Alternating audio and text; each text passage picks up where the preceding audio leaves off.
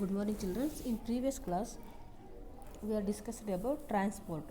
So last ಕ್ಲಾಸಲ್ಲಿ ನಾವು transport ಬಗ್ಗೆ ಡಿಸ್ಕಷನ್ ಮಾಡ್ತಾ ಇದ್ವಿ.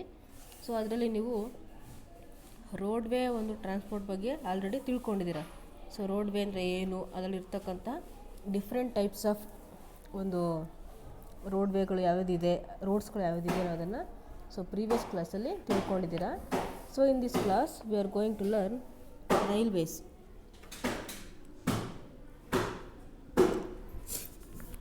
So railways are an important means of transport. They are one of the cheapest means of travel over long distance on land. Earlier, steam engines were used to run trains.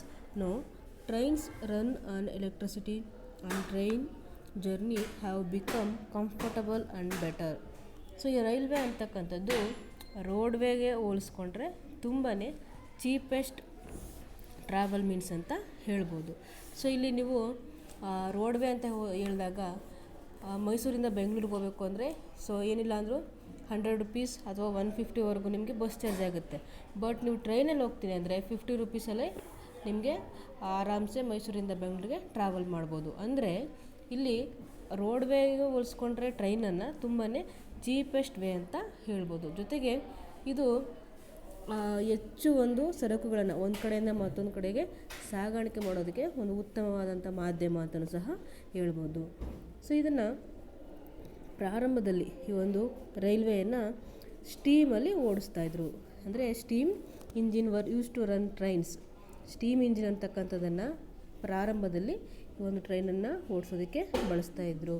ಅಂದರೆ ಈ ನಾವು ಕಲ್ಲಿದ್ದಲು ಕೋಲ್ ಅಂತ ಕರಿತೀವಲ್ಲ, so ಆ ಕೋಲ್ನ ಒಂದು ಸಹಾಯದಿಂದ ಹಿಂದೆ ಅದನ್ನ ನಾವು ಒಲೆ ಉರಿಸ್ತೀವಲ್ಲ, ಸೊ ಆ ರೀತಿಯಲ್ಲಿ ಕಲ್ಲಿದ್ದಲನ್ನು ಉರಿಸಿ ಸೊ ಅವರು ಈ ರೈಲುಗಳನ್ನು ನಡೆಸ್ತಾಯಿದ್ರು.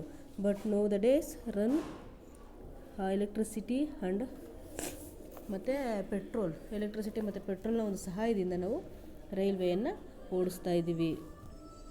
ಸೊ ಈ ರೈಲ್ವೆಲೂ ಸಹ ನಾವು ಡಿಫ್ರೆಂಟ್ ಟೈಪ್ಸನ್ನು ನೋಡ್ತೀವಿ. ಸೊ ಅದು ನೋಡೋಣ, different types of railways. So ಯಾವುದಿದೆ ಅಂತ ಹೇಳಿದ್ರೆ ಇದರಲ್ಲಿ ನಾವು 3 ಟೈಪ್ಸನ್ನು ನೋಡ್ತೀವಿ. ಸೊ ಮೊದಲನೇದಾಗಿ broad gauge, second one metre gauge, third one narrow gauge.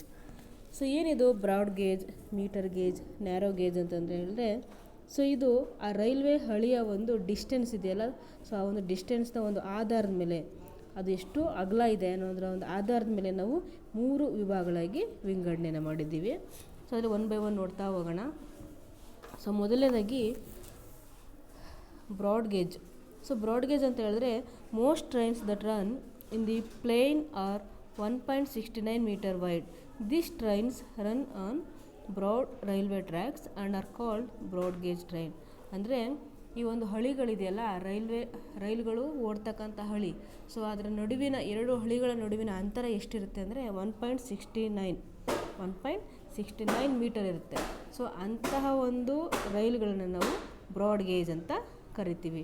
ಜೊತೆಗೆ ಇದು ಹೆಚ್ಚಾಗಿ ಸಮತಟ್ಟಾದಂತಹ ಮೈದಾನ ಪ್ರದೇಶಗಳಲ್ಲಿ ಓಡಾಡತಕ್ಕಂತಹ ಒಂದು ರೈಲ್ವೆಗಳಾಗಿರುತ್ತೆ. ಹೆಚ್ಚು ಮೈದಾನ ಪ್ರದೇಶಗಳಲ್ಲಿ ಓಡಾಡ್ತಕ್ಕಂಥದ್ದು. ಜೊತೆಗೆ 1.69 ಮೀಟರ್ ವೈಡ್ ಇರ್ತಕ್ಕಂಥ ರೈಲ್ವೆಗಳನ್ನು ನಾವು ಬ್ರಾಡ್ ಗೇಜ್ ಅಂತ ಕರಿತೀವಿ. ಸೊ ಹಾಗಾದರೆ ಮೀಟರ್ ಗೇಜ್ ಅಂದರೆ ಏನು? The trains that run on railway tracks that are 1 metre wide are called metre gauge train. ಅಂದರೆ ಇಲ್ಲಿ ಆ ಒಂದು ರೈಲ್ವೆ ಹಳಿಗಳ ಒಂದು ಅಂತರ ಎಷ್ಟಿರುತ್ತೆ ಅಂದರೆ 1 ಮೀಟರ್ ವೈಡ್. ಸೊ ಅದರಲ್ಲಿ ಬ್ರಾಡ್ ಗೇಜಲ್ಲಿ 1.69 ಮೀಟರ್, ಬಟ್ ಇದರಲ್ಲಿ ಓನ್ಲಿ 1 ಮೀಟರ್. ಸೊ ಇಲ್ಲಿ ಡಿಫ್ರೆನ್ಸ್ ಏನಾಯಿತು, ಸ್ವಲ್ಪ ಕಡಿಮೆ ಆಗಿದೆ. ಸೊ ಇಂಥದನ್ನು ನಾವು ಏನಂತ ಕರಿತೀವಿ, ಮೀಟರ್ ಗೇಜ್ ಅಂತ ಕರಿತೀವಿ.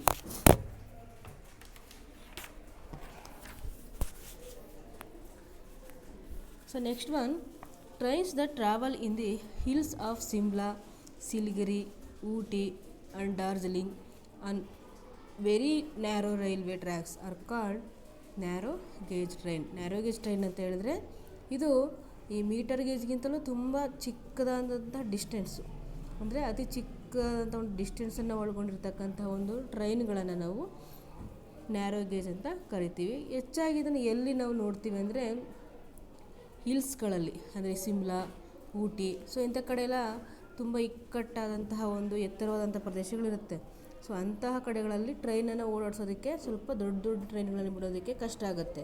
ಸೊ ಅದಕ್ಕೆ ಅಲ್ಲಿ ಏನು ಮಾಡ್ತಾರೆ, ಅತಿ ಚಿಕ್ಕದಾದಂತಹ ನ್ಯಾರೋ ಗೇಜ್ಗಳನ್ನು ಬಳಸಿ ಅಲ್ಲಿ ಟ್ರೈನ್ಗಳನ್ನು ಓಡಿಸ್ತಾರೆ. ಸೊ ಇಂಥದಕ್ಕೆಲ್ಲ ನ್ಯಾರೋ ಗೇಜ್ ಟ್ರೈನ್ ಅಂತ ಕರಿತೀವಿ. ಅಂದರೆ ಈ ಒಂದು ಬ್ರಾಡ್ ಗೇಜ್ಗೆ ಹೋಲಿಸ್ಕೊಂಡ್ರೆ ನ್ಯಾರೋ ಗೇಜ್ ಅಂತಕ್ಕಂಥದ್ದು ತುಂಬಾ ಚಿಕ್ಕದಾದಂತಹ ಒಂದು ರೈಲ್ವೆ ಹಳಿಯನ್ನು ಒಳಗೊಂಡಿರ್ತಕ್ಕಂಥದ್ದು. ಸೊ ಇದಿಷ್ಟು ರೈಲ್ವೇಲಿ ಇರ್ತಕ್ಕಂತಹ 3 ಟೈಪ್ಸ್. ಸೊ ನೆಕ್ಸ್ಟ್ ನೋಡೋಣ. ರಾಜಧಾನಿ ಆ್ಯಂಡ್ ಶತಾಬ್ದಿಯ super fast train they have a speed of about 120 km/h. So ಇದಲ್ಲದೆ ನಮ್ಮಲ್ಲಿ ಮತ್ತು ಸೂಪರ್ ಫಾಸ್ಟ್ ಟ್ರೈನ್ ಅಂತ ಸಹ ಇದೆ. ಸೊ ಯಾವ್ಯಾವುದು ಅಂತ ಹೇಳಿದ್ರೆ ರಾಜಧಾನಿ ಮತ್ತು ಶತಾಬ್ದಿ ಎಕ್ಸ್ಪ್ರೆಸ್. ಸೊ ಇದರ ಒಂದು ಸ್ಪೀಡ್ ಎಷ್ಟಿದೆ ಅಂದರೆ 1 ಅವರ್ಗೆ 120 ಕಿಲೋಮೀಟರ್ 120 ಕಿಲೋಮೀಟರ್ನಷ್ಟು ಫಾಸ್ಟಾಗಿ ಈ ಒಂದು ಟ್ರೈನ್ಗಳು ಓಡುತ್ತೆ. Suburban trains that run from the main city till the suburbs and the outskirts are also found in many places in India. You might have traveled by this busy train if you live in Mumbai and Chennai. ಜೊತೆಗೆ ಈ ಶಬರನ್ train ಅಂತ ಇದೆ. So ಇದು ಎಲ್ಲಿ ಇರುತ್ತೆ ಅಂದರೆ ಅತಿ ಹೆಚ್ಚು ಬ್ಯುಸಿಯಾಗಿರ್ತಕ್ಕಂಥ ಸಿಟಿಗಳಲ್ಲಿ, ಅಂದರೆ ಈ ಮುಂಬೈ, ಚೆನ್ನೈ ಇಂಥ ಕಡೆ ಹೆಚ್ಚು ದಟ್ಟಣೆ ಇರ್ತಕ್ಕಂಥ ಕಡೆಗಳಲ್ಲಿ ಈ ಒಂದು ಟ್ರೈನನ್ನು ಹೆಚ್ಚು ಬಳಸ್ತಾರೆ. Nowadays, the system of underground local railway called metro has become very popular Kolkata and Delhi. So ಇದಲ್ಲದೆ ಮೆಟ್ರೋ ರೈಲನ್ನು ಸಹ ಇತ್ತೀಚಿನ ದಿನಗಳಲ್ಲಿ ಬಳಸ್ತಾ ಇದ್ದೀವಿ. ಸೊ ಇದು ತುಂಬಾ ಸೂಪರ್ ಫಾಸ್ಟ್ ಟ್ರೈನಿಗಿಂತಲೂ ಸಹ ಹೆಚ್ಚು ಫಾಸ್ಟಾಗಿರ್ತಕ್ಕಂಥ ಟ್ರೈನ್ಗಳಾಗಿರುತ್ತೆ. ಇದನ್ನು ಕೋಲ್ಕತ್ತಾ ಮತ್ತು ದಿಲ್ಲಿಗಳಲ್ಲಿ ನಾವು ಹೆಚ್ಚಾಗಿ ನೋಡ್ತೀವಿ. ಸೊ ಇದಿಷ್ಟು ಟ್ರೈನ್ ಬಗ್ಗೆ ಆಯಿತು. ಸೊ ನೆಕ್ಸ್ಟ್ ಒಂದು ಟ್ರಾನ್ಸ್ಪೋರ್ಟ್ ವ್ಯವಸ್ಥೆ ಯಾವುದು ಅಂದರೆ ಟ್ರಾವೆಲ್ ಬೈ ವಾಟರ್.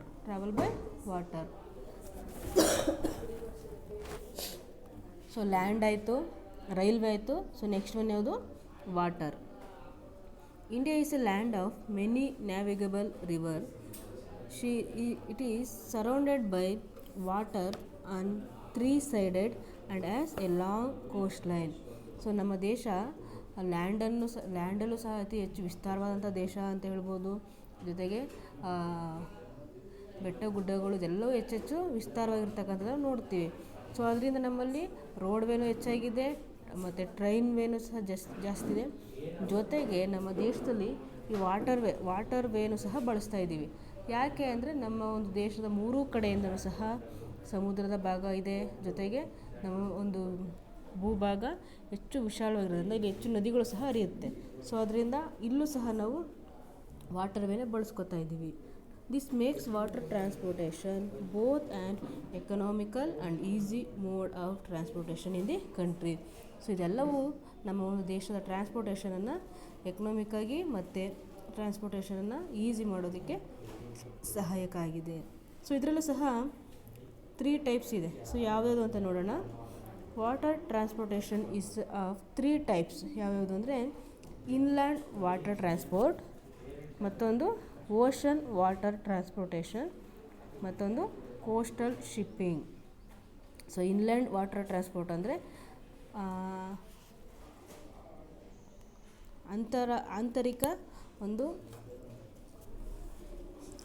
ಆಂತರಿಕ ಸಾರಿಗೆ ವ್ಯವಸ್ಥೆ, ಆಂತರಿಕ ಜಲ ಸಾರಿಗೆ ವ್ಯವಸ್ಥೆ ಅಂತ ಹೇಳ್ತೀವಿ. ಸೊ ಅಲ್ಲಿ ಯಾವುದಿದು ಅಂತ ನೋಡೋಣ. Places at a coast where ships land and anchor are called port or harbour. Harbours are both natural and man made. So ಮೊದಲನೇದಾಗಿ ನೀವಿಲ್ಲಿ ಪೋರ್ಟ್ಸ್ ಅಥವಾ ಹರ್ಬರ್ ಅಂದರೆ ಏನು ಅಂತ ತಿಳ್ಕೊಳ್ತಾ ಇದ್ದೀರಾ. ಸೊ ಅಂದರೆ places at the coastal where ships and land are anchor called ports are harbours. So ಈ ಹಡಗುಗಳು ಬಂದು ನಿಲ್ತಕ್ಕಂಥ ತಂಗುದಾಣವನ್ನು ನಾವು ಹರ್ಬರ್ಸ್ ಅಂತ ಕರಿತೀವಿ. So harbours are both natural and man made. ಈ ಹರ್ಬರ್ಸ್ ಅಂತಕ್ಕಂಥದ್ದು ಅಂದರೆ ದೊಡ್ಡ ದೊಡ್ಡ ಹಡಗುಗಳು ಬಂದು ನಿಲ್ತಕ್ಕಂತಹ ಒಂದು ಸಾಗರಿಕ ಭಾಗ ಇದೆಯಲ್ಲ, ಸೊ ಅದು ಕೆಲವೊಂದು ಕಡೆ ನೈಸರ್ಗಿಕವಾಗಿ ನಿರ್ಮಾಣ ಆಗಿರುತ್ತೆ, ಕೆಲವೊಂದು ಕಡೆ ಮನುಷ್ಯನೇ ಹಡಗುಗಳು ಬಂದು ನಿಲ್ಲೋದಕ್ಕೆ ಬೇಕಾದಂಥ ಸ್ಥಳಾವಕಾಶವನ್ನು ಮಾಡಿರ್ತಾರೆ. ಸೊ ಇದು 2 ರೀತಿಯ ಒಂದು ಬಂದರುಗಳು ಸಹ ನಮ್ಮ ಭಾರತದಲ್ಲಿ ಕಂಡುಬರುತ್ತೆ. There are about 10 main ports and 60 small ports in India. So ಅದರಲ್ಲಿ 10 ಮೇನ್ ಪೋರ್ಟ್ಸ್ ಇದೆ, ದೊಡ್ಡದಂತಹ 10 ದೊಡ್ಡ ಬಂದರುಗಳಿದೆ, ಮತ್ತು ಕೆಲವು 6 small ports 60 small ports in India. Mumbai as a natural harbour and is the largest port of India.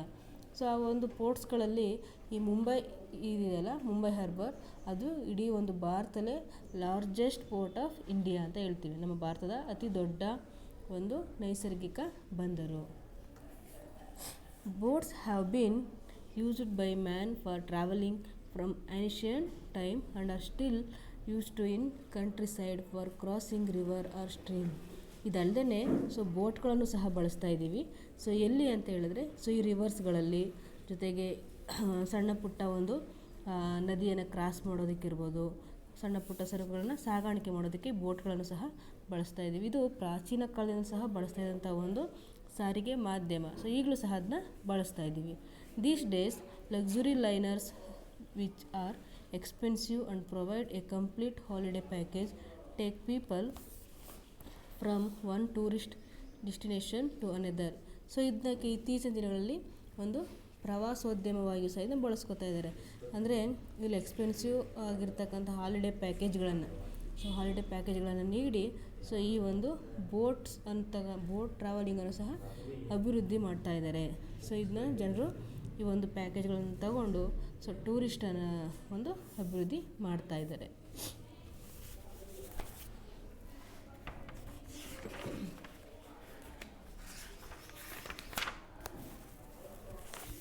So next one ಬಂದು airway. Aeroplane is the fastest means of transport but it is very expensive. ಇದಲ್ಲದೆ ನಮ್ಮಲ್ಲಿ airway ಅಂತಕ್ಕಂಥದ್ದು ಸಹ ಇದೆ. Airway means ವಾಯು ಸಾರಿಗೆ. So ಈ ವಾಯು ಸಾರಿಗೆ ಅಂತಕ್ಕಂಥದ್ದು ಇಷ್ಟೊತ್ತು ಹೇಳಿದ್ನಲ್ಲ, ಇದೆಲ್ಲ ಒಂದು ಸಾರಿಗೆ ವ್ಯವಸ್ಥೆಗಿಂತ ತುಂಬಾ ಫಾಸ್ಟೆಸ್ಟ್ ಟ್ರಾನ್ಸ್ಪೋರ್ಟ್ ಅಂತ ಹೇಳ್ತೀವಿ. ಸೊ ಇದು 1 ಅವರ್ಗೆ ಈ ಒಂದು ಬಸ್ಸಲ್ಲಿ, ಟ್ರೈನಲ್ಲಿ ನಾವು 1 ಡೇ ಫುಲ್ಲು ನಾವು ಜರ್ನಿ ಮಾಡಿದ್ರೆ, ಈ ಏರೋಪ್ಲೇನಲ್ಲಿ ನಾವು 1 ಅವರಲ್ಲಿ ನಾವು ತಲುಪಬೇಕಾಗಿರುವಂಥ ಸ್ಥಳವನ್ನು ತಲುಪಿಬಿಡ್ತೀವಿ. ಸೊ ಅಷ್ಟೊಂದು ಫಾಸ್ಟೆಸ್ಟ್ ಟ್ರಾನ್ಸ್ಪೋರ್ಟ್ ಅಂತ ಹೇಳ್ತೀವಿ. Transport aeroplanes and helicopters are very useful in floods and famines. So ಈ ಒಂದು ಏರ್ವೇನ ಒಂದು ಉತ್ತಮವಾದಂತಹ ಉಪಯೋಗ ಅಂತ ಏನು ಅಂದರೆ, ಸೊ ಈ ಒಂದು ಹೆಲಿಕಾಪ್ಟರ್ ಇದೆಯಲ್ಲ, ಸೊ ಇದು ನಾವು ಫ್ಲಡ್ಸ್ಗಳು ಮತ್ತು ಫೆಮಿನಿಯನ್ ಆದಂಥ ಸಂದರ್ಭದಲ್ಲಿ ಇದನ್ನ ಹೆಚ್ಚಾಗಿ ಬಳಸ್ಕೊತೀವಿ ತುರ್ತು ಪರಿಸ್ಥಿತಿಗಳಲ್ಲಿ. ಸೊ ಫ್ಲಡ್ಸ್ ಅಂದರೆ ಪ್ರವಾಹಗಳಾದಂಥ ಸಂದರ್ಭದಲ್ಲಿ ಆ ಒಂದು ಪ್ರವಾಹದಲ್ಲಿ ಸಿಕ್ಕಾಕೊಂಡಂಥ ಜನರನ್ನು ಒಂದು ಸುರಕ್ಷಿತವಾದಂಥ ಸ್ಥಳಕ್ಕೆ ಸಾಗಾಣಿಕೆ ಮಾಡೋದಕ್ಕೆ ಈ ಒಂದು ಏರೋಪ್ಲೇನ್ಸನ್ನು ಬಳಸ್ಕೊತೀವಿ. They can be use to drop food packets and medicine. ಅದ್ರ ಜೊತೆಗೆ ಈ ಒಂದು ಪ್ರವಾಹದ ಒಂದು ಪ್ರದೇಶಗಳಲ್ಲಿ ಇರುವಂತಹ ಜನರಿಗೆ ನಾವು ಫುಡ್ಡನ್ನು ಮತ್ತು ಅವ್ರಿಗೆ ಬೇಕಾದಂತಹ ಮೆಡಿಸಿನ್ಗಳನ್ನು ತಲುಪಿಸೋದಕ್ಕೂ ಸಹ ಈ ಒಂದು ಏರೋಪ್ಲೇನ್ಸನ್ನು ಬಳಸ್ಕೊತೀವಿ. They also reach places like mountains and hilly areas which are difficult to connect through road or railway. ಇದಲ್ಲದೆ ಇದು ರಸ್ತೆ ಸಾರಿಗೆ ಮತ್ತು ರೈಲ್ವೆ ಸಾರಿಗೆಯಿಂದ ಕನೆಕ್ಟ್ ಮಾಡೋಕ್ಕಾಗದಿರುವಂಥ ಪ್ರದೇಶಗಳನ್ನು ಸಹ ಈ ಒಂದು ಏರ್ವೇ ಅಂತಕ್ಕಂಥದ್ದು ಕನೆಕ್ಟ್ ಮಾಡುತ್ತೆ. ತುಂಬ ಎತ್ತರವಾದಂತಹ ಏರು ತಗ್ಗುಗಳಿರುವಂಥ ಪ್ರದೇಶಗಳಿಗೆ ರೈಲ್ವೆಗಳು ಹೋಗೋಕ್ಕಾಗಲ್ಲ, ಹೌದಲ್ವಾ? ಸೊ ಯಾವುದೋ ಒಂದು ಹಳ್ಳಿ ಅಥವಾ ಯಾವುದೋ ಒಂದು ಊರು ಪ್ರವಾಹ ಬಂದಾಗ ಕಂಪ್ಲೀಟಾಗಿ ಅದು ನೀರಿನಿಂದ ಆವೃತ ಆಗಿರುತ್ತೆ ಅಂತ ಇಟ್ಕೊಳ್ಳಿ. ಸೊ ಅಲ್ಲಿಗೆ ರೈಲ್ವೆ ಮೂಲಕ ಆಗಲಿ ಅಥವಾ ನಾವು ಸಾರಿಗೆ ಮೂಲಕ ಆಗಲಿ ಹೋಗ್ಲಿಕ್ಕೆ ಸಾಧ್ಯ ಇಲ್ಲ. ಸೊ ಅಂಥ ಕಡೆಗೆ ನಾವು ಆಕಾಶದ ಮಾರ್ಗವಾಗಿ ನಾವು ಹೋಗಿ ಆ ಒಂದು ಜನರನ್ನು ಸಂಪರ್ಕ ಮಾಡ್ಬೋದು. ಸೊ ಇಷ್ಟೆಲ್ಲ ಉಪಯೋಗ ಈ ಏರ್ವೇಯಿಂದ ಇರ್ತಕ್ಕಂಥದ್ದು. They also reach places like mountains and hilly areas which are difficult to connect through road or railway. Boeing, gliders, Airbus and helicopters are popular aeroplanes. So ಇದರಲ್ಲಿ ಇರ್ತಕ್ಕಂಥ ಪ್ರಮುಖವಾದಂತಹ ಏರೋಪ್ಲೇನ್ಸ್ಗಳು ಯಾವುದು ಅಂತ ಹೇಳಿದ್ರೆ ಬೋಯಿಂಗ್, ಗ್ಲಿಡರ್, ಏರ್ಬಸ್, ಹೆಲಿಕಾಪ್ಟರ್. ಸೊ ನಮ್ಮ ಭಾರತದಲ್ಲಿ ಇರ್ತಕ್ಕಂಥ ಒಂದು ಪ್ರಮುಖವಾದಂತಹ ಏರ್ಲೈನ್ಸ್ ಇನ್ ಇಂಡಿಯಾ. ನಮ್ಮ ಭಾರತದಲ್ಲಿ ಇರ್ತಕ್ಕಂಥ ಪ್ರಮುಖವಾದಂಥ ಏರ್ಲೈನ್ಸ್ಗಳು ಯಾವುದು ಅಂತ ನೋಡೋದಾದರೆ, international and domestic transportation services are provided in India by Air India. We can travel to from India foreign countries by this flag carrier. Air ಇಂಡಿಯಾದಿಂದ ನಾವು ಫಾರಿನ್ ಕಂಟ್ರಿಗಳಿಗೂ ಸಹ ನಾವು ವಿಸಿಟನ್ನು ಮಾಡ್ಬೋದು. ಸೊ ನಮ್ಮಲ್ಲಿ ಇರ್ತಕ್ಕಂಥ ಒಂದು ಪ್ರಮುಖವಾದ ಏರ್ಲೈನ್ ಯಾವುದಂದರೆ ಏರ್ ಇಂಡಿಯಾ. ಜೊತೆಗೆ ಮತ್ತೊಂದು ಇಂಡಿಯನ್ ಏರ್ಲೈನ್ಸ್ ಅಂತ.